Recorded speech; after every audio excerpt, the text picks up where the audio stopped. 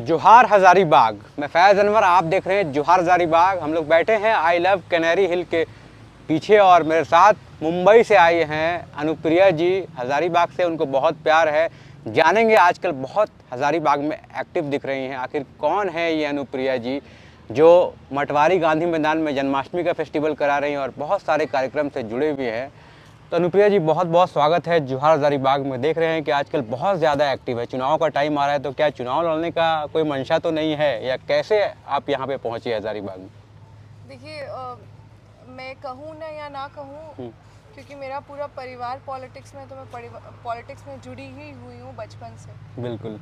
और बात रहा पॉलिटिक्स अभी आगे करना है या नहीं करना है, वो चीज़ तो जब मेरी बहन को चुनाव लड़ना था तब एक दिन पहले उसको पता चला कि उसको चुनाव लड़ना है। अच्छा।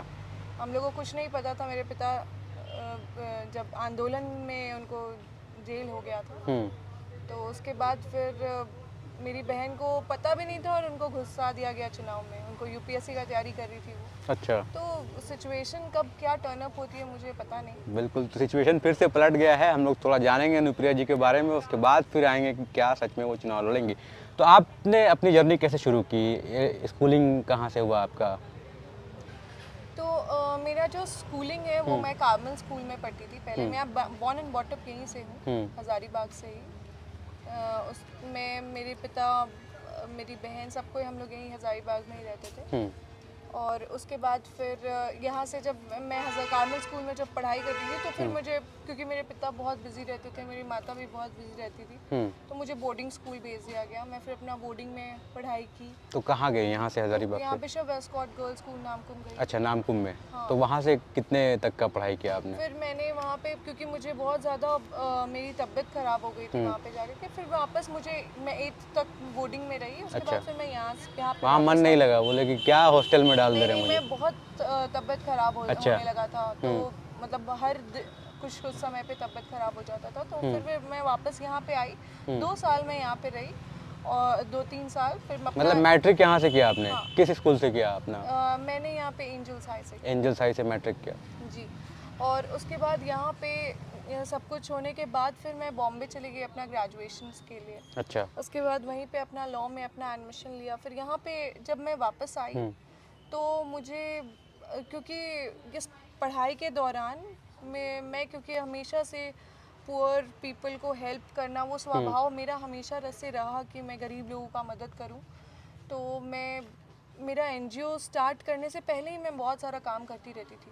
जैसे कब स्टार्ट किया आपने अपना एनजीओ? मेरा एनजीओ रजिस्टर हुआ वो आज से 7 साल पहले से मैं दूसरे के एनजीओ में काम कर रही थी। मेरा रजिस्ट्रेशन जो हुआ 2021 में, सॉरी 2019 में रजिस्ट्रेशन हुआ एक एनजीओ, फिर एक एनजीओ एक और, क्योंकि बहुत सारे प्लेसेस में काम होने लगा, क्योंकि धारवी एक बहुत बड़ा एरिया है। जब मैं बॉम्बे में थी तो धारवी स्लम एरिया बोलिए कि सबसे मतलब एशिया का सबसे बड़ा स्लम एरिया है। बिल्कुल।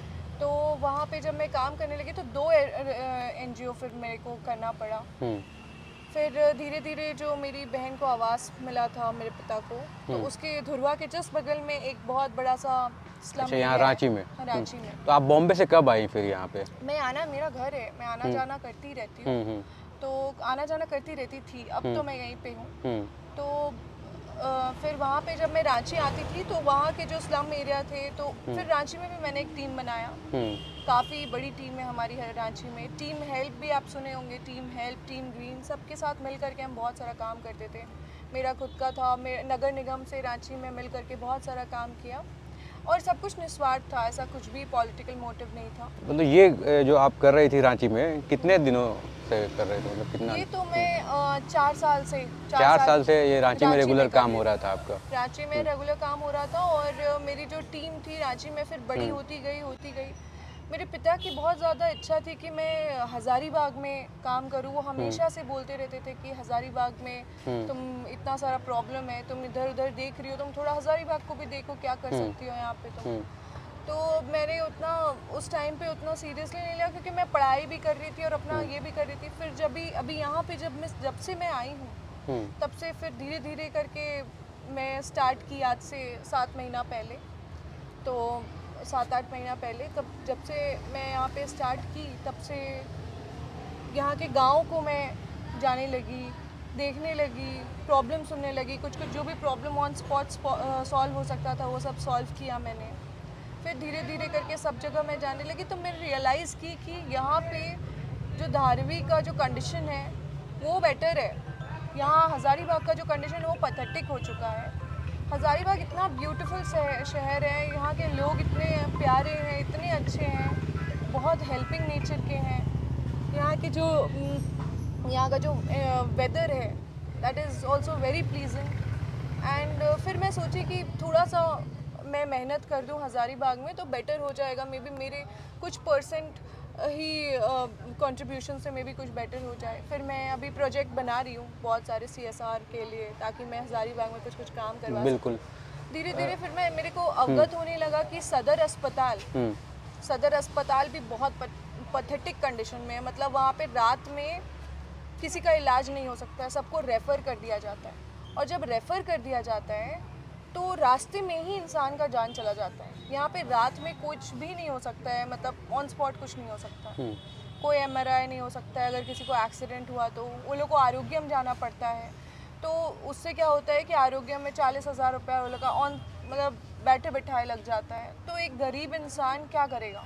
तो ये सब समस्याएं को लेकर आप काम कर रही हैं। अभी मैं बहुत सारा काम कर रही हूँ, प्रोजेक्ट भी बना रही हूँ। सदर अस्पताल को मेरा मेन है कि मुझे सदर अस्पताल को ठीक करना है, क्योंकि सदर अस्पताल में चतरा हो या बड़का गांव हो, चाहे इर्द गिर्द जितने सारे भी मतलब हाँ, हर जगह से लोग यहाँ पे यहाँ आते पे हैं। ही आते हज़ारीबाग जो सेंटर हाँ। है एक तरह का, और फिर यहाँ से रेफर होते हैं, तो तब तक के लिए बहुत कम मतलब एक स्पैन होता है ना कि आप लाइफ उसी पीरियड में सेव कर सकते हैं, तब तक कितनी जानें चली जाती है। बिल्कुल। ये तो खैर आपका विजन है, कैसे इस पे हम लोग भी आएंगे, लेकिन और आपके बारे में थोड़ा लोग जानना चाहते हैं कि जब पढ़ाई कर रहे थे आप 2009 और 2014 की अगर बात करें तो उस टाइम आपके जो पापा हैं वो बहुत आंदोलन कर रहे थे लोगों को, विस्थापितों को उनका हक दिलाने के लिए, और बीच में एक बार चिरुडी हत्याकांड हुई और जिसमें फिर उनको जेल भी हुई। तो उस टाइम में क्या चल रहा था, आपके दिमाग में क्या चल रहा था, आपके परिवार में क्या चल रहा था, और आपका कैसा था उस टाइम में रोल? मैं तो I was in a great depression, क्योंकि ये सब चीज़ एकदम, मैं तो उस टाइम पे बच्ची थी, एक तरीके से मेरे जो मानसिक स्थिति थी वो एकदम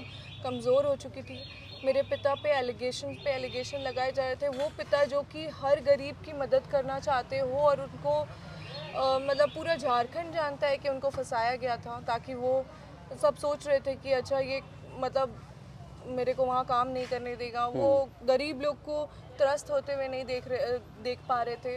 वो वहाँ पे जो लोग को अतिक्रमण हो रहा था वो लोग का दर्द नहीं देख पा रहे थे, तो उन्होंने आंदोलन किया।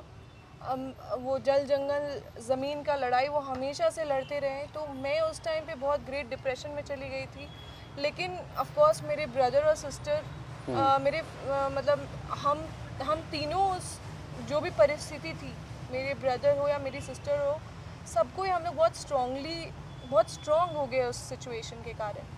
और हम लोग काफ़ी लोगों का मतलब वो चीज़ पापा ने अभी भी हमारे अंदर एक संस्कार डाला है कि हमेशा किसी को भी देखो तो उनकी मदद करो।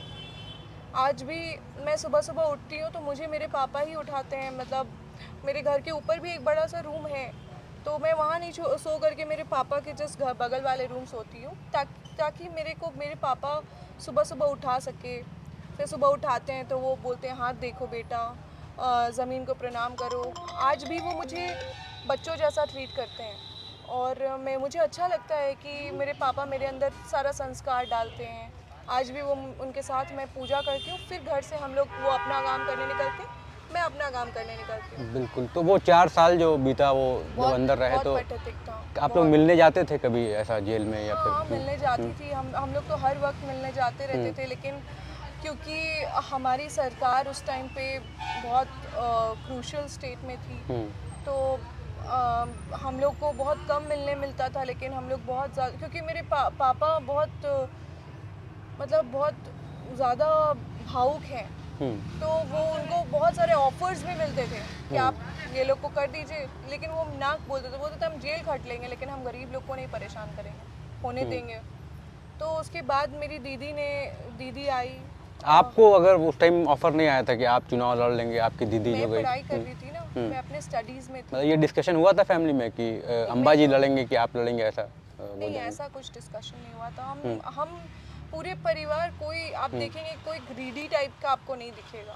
We are not greedy for post power और एनीथिंग। हाँ, हमें कुछ आ जाता है फिर हम उसको कुछ पोस्ट आता है, कुछ post is not, politics is not something bad, it is a big responsibility. एक रिस्पॉन्सिबिलिटी के साथ ये पोस्ट आता है। तो हम लोग ने बहुत सारी ऑफर्स को, मेरे पिता ने जब रिजेक्ट किया तो उनको पता था कॉन्सिक्वेंसेस, क्या क्या कॉन्सिक्वेंसेस हो सकता है इसका, फिर भी उन्होंने रिजेक्ट किया। और बहुत सारी चीज़ें हुई, मतलब मैं बताऊंगी आपको डिटेल में तो it will be like, but सारे पूरे नहीं, झारखंड थोड़ा के बहुत वासियों- जानना चाहते हैं हम लोग भी, क्या क्या हुआ और क्या नहीं हुआ। लाइक मेरे पापा मतलब एक पीरियड ऐसा आया कि मेरी माता को भी जेल भेज दिया गया। मेरे पिता को जब जेल भेजा गया तब मेरी माता को पापा आंदोलन में बिठाए। मेरी माता को भी जेल भेज दिया गया। तब क्योंकि वहाँ एक ज़मीन का अतिक्रमण हो रहा था जो कि गलत मुआवजा मिल रहा था लोगों को। तो जब मेरी माता आंदोलन में बैठी, उनको भी जेल भेज दिया गया। फिर मेरे भाई को भी जेल भेज दिया गया। सब फंसा रहे थे पूरे परिवार को। लोग सोच रहे थे कि भाई खड़ा होगा, हो सकता है इसका बेटा खड़ा हो जाए, क्योंकि बड़का गांव इज़ अ मतलब एक हब है कंपनीज का, एंड एवरीबडी हैज़ अ आई। सभी लोग ये सोचते हैं वहाँ पे, तो सब लोग चाहते हैं किसी तरह से कि योगेंद्र साहू का परिवार ना आए। हाँ, मतलब because चुनाव में ना आए। हाँ, क्योंकि अगर योगेंद्र साहू का परिवार आता तो गरीब के साथ फिर बुरा नहीं होने देगा और फिर हम लोग का दुकान कैसे चलेगा। तो इसीलिए फिर काफ़ी सारी चीज़ें हुई। उसके बाद फिर ऐसा भी वक्त आया जब मेरी बहन का इलेक्शन था, जब मेरी बहन को आना पड़ा था सब पढ़ाई छोड़ करके। तो मेरी बहन, मैं और मेरे भाई, ये हम लोग तीनों मिलकर के चुनाव लड़े हैं बड़का गांव का। ये कोई छोटी बात नहीं है। तो आपने कैंपेन किया था कि यहाँ हाँ, पे? मेरी बहन का मैंने कैंपेन किया था। मैं पतरातू में थी कैंपेन। पहली बार जब वो लड़ रही थी तो? हाँ, पहली बार लड़ी थी। मुझे तो पता भी नहीं था कि इलेक्शन क्या होता है क्या नहीं होता है। मेरे पिता जेल में थे, वो कभी कभी जाती थी उनसे मिलने, तो वो गाइड करते थे कि बेटा ये करो।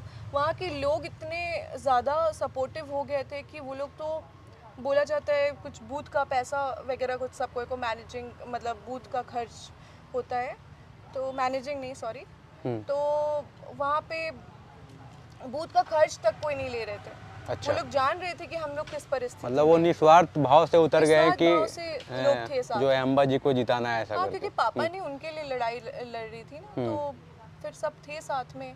और हम तीनों जो बच्चे लोग थे वो पूरा चुनाव हम लोग तीनों मिल के लड़े। बिल्कुल। तो मतलब एक्सपीरियंस है काफ़ी आपको चुनाव का। जी, एक्सपीरियंस है। अब क्या है, अब जैसे आपने अनुसेवा फाउंडेशन जो बनाया उसको लेकर हज़ारीबाग में काफ़ी कार्य कर रहे हैं। क्या है, चुनाव नज़दीक आया इसलिए हज़ारीबाग में ज़्यादा एक्टिव हैं कि अपना ये काम जो है वो चलता रहता है आपका ऐसे ही? अभी रिसेंटली रांची में गई थी तो वहाँ की सीआरपी दीदी लोग को दिक्कत था, तो रांची की सीआरपी दीदी लोग को दिक्कत था। हज़ारीबाग की भी आई थी, तो रांची की सीआरपी दीदी लोग को मैंने हाफिजुल हसन सर से मिलवाया। तो ऐसा नहीं है कि मुझे कहीं से भी कुछ आता है कि हाँ यहाँ से यहाँ प्रॉब्लम है, तो वहाँ मैं सेवा ज़रूर करती हूँ। बढ़ चढ़ के मैं आउट ऑफ द बॉक्स जा करके हेल्प करने में बिलीव रखती हूँ। और वहाँ पे यहाँ पे जब मैं हूँ तो काफ़ी लोग मेरे घर आते हैं प्रॉब्लम्स लेकर के, तो उसको सॉल्व करती जाती हूँ। कहीं भी कुछ देखती हूँ तो मैं तुरंत सॉल्व करती हूँ। तो ऐसा कुछ प्लान नहीं करती हूँ कि चलो प्लांटेड है, ऐसा नहीं रहता। ये it is just very natural and very raw, इसमें कोई मिलावट नहीं है। मतलब कहीं ना कहीं आपका पॉलिटिकल बैकग्राउंड है तो आप चाहती हैं कि पॉलिटिक्स में आके ही सेवा दें, मतलब एक ऐसा कहीं ना कहीं तो बैक ऑफ द माइंड में ये चल रहा होगा। मैं पॉलिटिक्स में ना चाहते हुए भी हूँ। बिल्कुल। आप मतलब क्योंकि मैं बचपन से ही हूँ पॉलिटिक्स में। ये कोई बोलेगा कि ये पॉलिटिक्स में आना चाहती है, मैं हूँ ऑलरेडी पॉलिटिक्स में। तो मैं, क्योंकि सब कुछ भी आता है या ट्रांसफार्मर का काम आता है या कुछ आता है तो मैं करती हूँ। तो क्या आपके हिसाब से, जैसे आप पॉलिटिकल फैमिली से आती हैं, तो आपके हिसाब से क्या सबसे अच्छा है एक पॉलिटिकल बैकग्राउंड से आने से, मतलब क्या सबसे अच्छा चीज़ है जो आपको लगता है? लोगों का प्यार बहुत मिलता है। और सबसे अच्छा मैं बोलूँ तो मतलब ऐसा भी है कि अच्छा बोलने जाऊँ तो मुझे रियलाइज़ होता है कि हम लोग घर में बैठ करके साथ में खाना भी नहीं खा पाते हैं, लेकिन जो सेटिस्फैक्शन मिलता है लोगों के बीच में। अभी 4 दिन पहले मैं कहीं गई थी ट्रांसफार्मर का उद्घाटन करने के लिए। एक हमारे लिए ट्रांसफार्मर छोटा चीज़ है, पर उनके लिए ट्रांसफार्मर इतना बड़ा चीज़ होता है कि आई वॉज वेरी सरप्राइज्ड कि वो लोग सब ताशा बैंड बाजा लेकर के आए थे स्वागत करने के लिए, और एकदम पूरा गांव घुमाए चल चल के, बच्चों के जैसा पूरा गांव घुमा रहे थे कि मेरा गांव देखिए। बिल्कुल, तो वो एक अंदर से अलग फीलिंग वो आता है। Feeling is that is next level. मतलब आपको किसी भी बड़े घर में जाकर के बैठेगा वो फीलिंग नहीं आएगा, कुछ भी कर लीजिए, कोई कहीं भी घूम लीजिए, वो फीलिंग नहीं आएगा आपको। तो दैट इज कोई कंपैरिजन नहीं है वो फीलिंग का, वो सेटिस्फैक्शन का।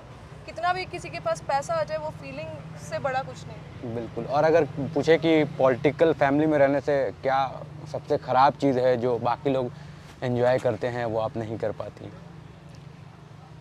मैं मतलब जैसे पॉलिटिकल फैमिली से हैं, आपके पापा मंत्री भी रहे हैं, तो काफ़ी पैसा है, तो एक लेविश लाइफ स्टाइल जीने का अलग अंदाज, हाँ, ये इस टाइप का। ये भ्रम है। हम लोग बहुत लाविश लाइफस्टाइल, ऐसा कुछ नहीं। आप मेरे घर गए होंगे, आप देखे होंगे कि मेरा घर ऐसा है कि कोई भी आते हैं, कोई भी पब्लिक आते हैं, आराम से आते हैं, अपना पूरा हक से आते हैं। क्योंकि मेरा मानना है और मेरे पूरे फैमिली का मानना है कि अगर कोई आते हैं, कोई पब्लिक आते हैं और आप पब्लिक फिगर हैं, कुछ भी पब्लिक का आप काम करने के लिए आपको किसी पोस्ट में डाला गया है या बिठाया गया है या लोगों का आस है आपसे, तो आपको अपना दिल खुला रखना होगा, घर खुला रखना होगा, ताकि वो आ करके बैठे। तो हमारे घर का एक रूल है कि वहाँ आते हैं लोग, मिठाई खाते हैं, पानी पीते हैं, फिर हम उनसे पूछते हैं क्या परेशानी है बताइए। और सब कोई आते हैं, डेली सुबह सुबह आते हैं, रात को 12 बजे भी मेरे पिता को कॉल आता है या मुझे कॉल आता है, तो हम लोग उस चीज़ को सॉल्व करते हैं। और मेरी दीदी भी हर वक्त रहती है तट पे। तो वो सब चीज़ देख देख के सबके अंदर एक बोले जाता है ना, संगति का असर। तो एक हम लोग हर वक्त रहते हैं साथ में, तो वो असर तो सब में है। बिल्कुल। तो कभी स्कूल में ऐसा हुआ दोस्तों के साथ कि आपने कहा कि मेरे पापा जो है वो मंत्री हैं, मंत्री की बेटी हूँ? बिल्कुल नहीं, नोबडी वाज मतलब एक बार क्या हुआ, मेरे पापा जब मंत्री थे तो मैं स्कूल गई थी और किसी को भी पता नहीं था कि मैं कहाँ से हूँ, क्या हूँ। सब बस मुझे एज अ फ्रेंड जानते थे।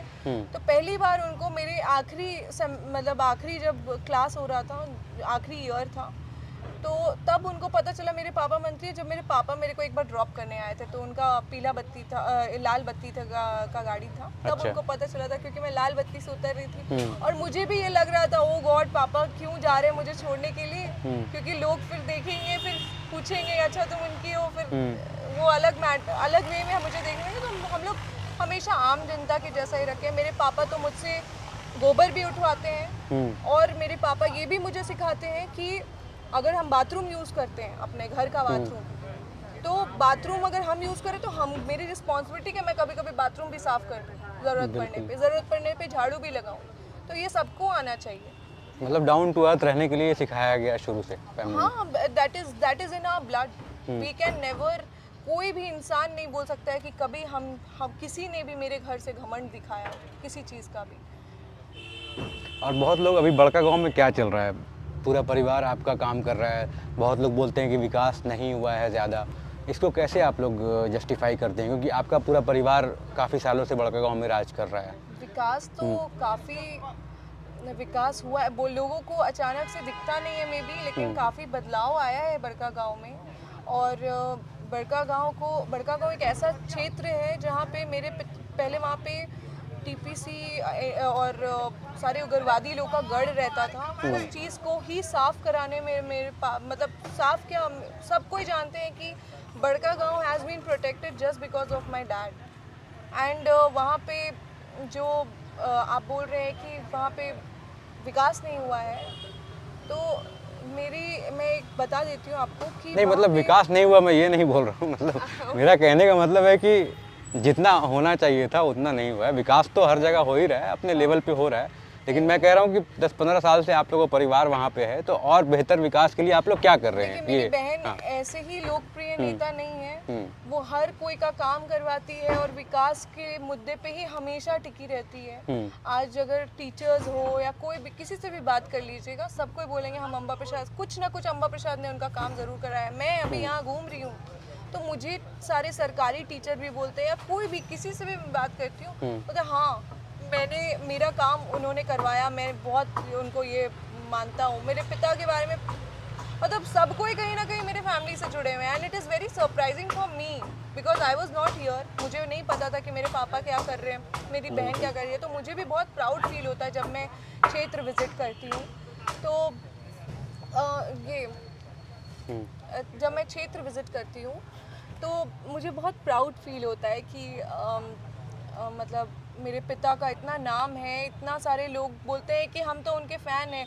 वो मेरा एकदम तुरंत ऑन स्पॉट काम करवा दिया। हमसे पुलिस पैसा ले रहा था, हमको उसको तुम तुरंत बोले तुम पैसा, मतलब ही can not see anybody in pain, तो वो तुरंत ऑन स्पॉट उनका मदद करते हैं। तो मैं भी ये चीज़ बिलीव करती हूँ कि ऑन स्पॉट होना चाहिए, चाहे कुछ भी। आज मैं हज़ारीबाग में घूमती हूँ तो मुझे ये रियलाइज़ होता है यहाँ बेर मिनिमम के लिए लोग तरस रहे हैं।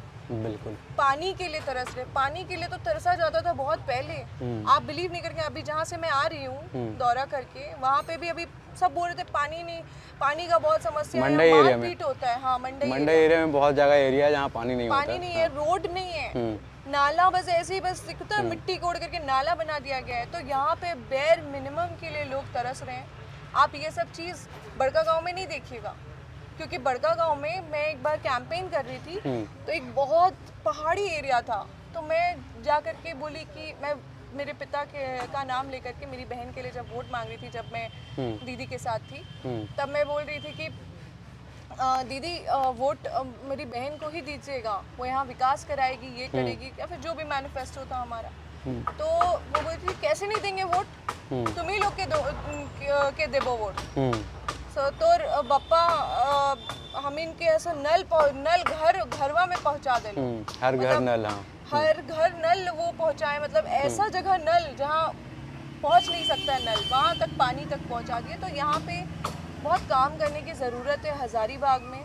कोई भी रहे, उनको काम करने की ज़रूरत है। ये नहीं कि मैं यहाँ आई हूँ तब ये समस्या बहुत पहले से थी। अभी जैसे अब 1-2 महीना में चुनाव का घोषणा हो जाएगा, अभी मेजर चैलेंजेस क्या आएंगे आपके सामने?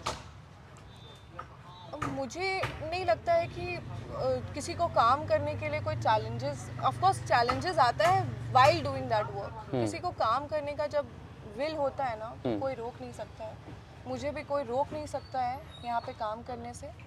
और मैं अभी जैसे जैसे जो भी काम हो सकता है करूँगी, मैं लड़ूंगी। यहाँ पे बहुत सारा समस्या है। यहाँ रोड कंपनीज नहीं है, जो कि कंपनीज आती हैं रोड कोड देती हैं और पाइपलाइन लगा देती है, रोड ऐसे ही खुला छोड़ देती हैं। कोई बोलने वाला नहीं है, कोई करने वाला कुछ नहीं है, और परेशान होते रहते हैं पब्लिक, और उनको ना पानी मिल रहा है, रोड भी खराब जो बना बनाया रोड है, सब कुछ मतलब यहाँ पे प्रॉब्लम है। प्लस में मुझे ऐसा लगता है कि यहाँ पे इंडस्ट्रीज़ आनी चाहिए, जो मैन्युफैक्चरिंग इंडस्ट्रीज़ है वो आनी चाहिए, क्योंकि यहाँ पे अगर डेवलपमेंट होगा, इंफ्रास्ट्रक्चर आएगा, डेवलपमेंट होगा और इंडस्ट्रीज़ आएंगी, तो ही यहाँ पे रोज़गार बढ़ेगा। इट इज़ नॉट मतलब it is not a magic कि अच्छा रोज़गार ले आए, ताकि यहाँ के जो लोग हैं वो बाहर माइग्रेट कम हो। यहाँ इसी प्लेस को सुंदर बनाना होगा। तो आपके पास कोई मास्टर प्लान है हज़ारीबाग के लिए कि जिसको बेहतर बनाया जाए? ऐसा जैसे यहाँ पे ड्रेनेज का बहुत बड़ा प्रॉब्लम है, हर बरसात में आता है। बिजली का बहुत सारा प्रॉब्लम है, जो अंडरग्राउंड वायरिंग नहीं हुआ है। ट्रैफिक सिस्टम में है, एक भी ट्रैफिक लाइट नहीं लगा हुआ है। लोग फुटपाथ चलने के लिए फुटपाथ नहीं है। आप कैसे विजन लेके आए? आप बॉम्बे में भी रही हैं, रांची में भी रही हैं और काम कर रही हैं लगातार। मैं तो चाहती हूँ कि यहाँ पे मैं जितनी भी डेवलपमेंट कर सकूँ करूँ, यहाँ पे इन्वेस्टर्स लाऊँ, यहाँ पे इन्वेस्टर्स के थ्रू यहाँ पे इन्वेस्ट करवाऊँ, यहाँ पे सारे प्रोजेक्ट्स बना करके सरकार को दूँ।